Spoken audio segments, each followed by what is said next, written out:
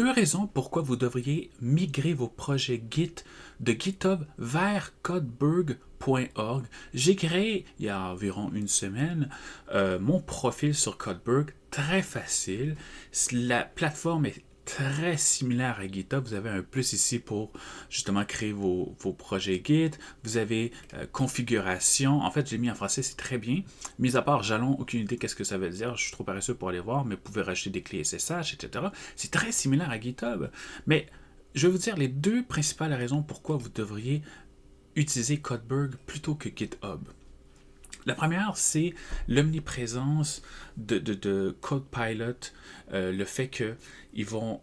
Parce que vous savez, GitHub, ça appartient à Microsoft. Et le fait qu'ils vont utiliser, pour entraîner leur modèle LLM, les répertoires sur GitHub. Et je pense pas que c'est tout le monde qui veut avoir ça, premièrement. Et aussi, plus de présence ou d'omniprésence de Copilot sur la plateforme GitHub. Donc, des suggestions, etc. Et je pense que c'est pas tout le monde qui veut avoir ça. Donc, Codeberg, vous n'avez pas ça pour le moment. L'autre chose, c'est que, et ça c'est très important, c'est que Codeberg, pour le moment, là, il n'y a pas de limite de stockage. Je ne connais pas une autre plateforme que gratuitement, il n'y a pas de limite de stockage. Je crois que sur GitHub, c'est 50 ou 60 gigaoctets. À vous de me le préciser si je me trompe. Sur GitLab, c'est peut-être 10 gigaoctets gratuitement. Codeberg, du moins pour l'instant, donc faites vite, aucune limite de stockage. Si vous voulez créer une centaine de répertoires, il n'y a pas de problème. Donc ça, c'est parfait pour ceux qui payaient pour, par exemple, GitLab ou GitHub pour avoir un petit peu plus de stockage, parce qu'ils utilisaient peut-être 100, 200 gigaoctets. Là, vous n'avez plus besoin de payer. Vous migrez vers Codeberg et vous n'avez pas de limite de stockage. Donc c'est idéal pour ceux, justement, qui ne veulent pas payer ou qui ont vraiment beaucoup trop de répertoire, Puis voilà. Donc ça, c'est 2 très grosses raisons.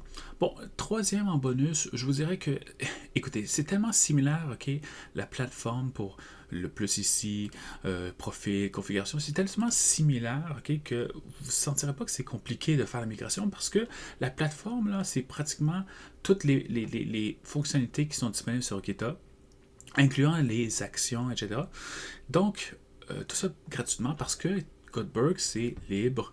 Je crois que c'est contrôlé par une organisation sans but lucratif.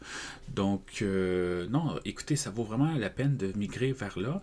Je suis content de le faire. Je veux le faire graduellement. Je veux quand même garder des projets sur GitHub, mais graduellement, je veux faire de la migration vers Codeberg ou je veux les rendre disponibles sur les 2, on verra.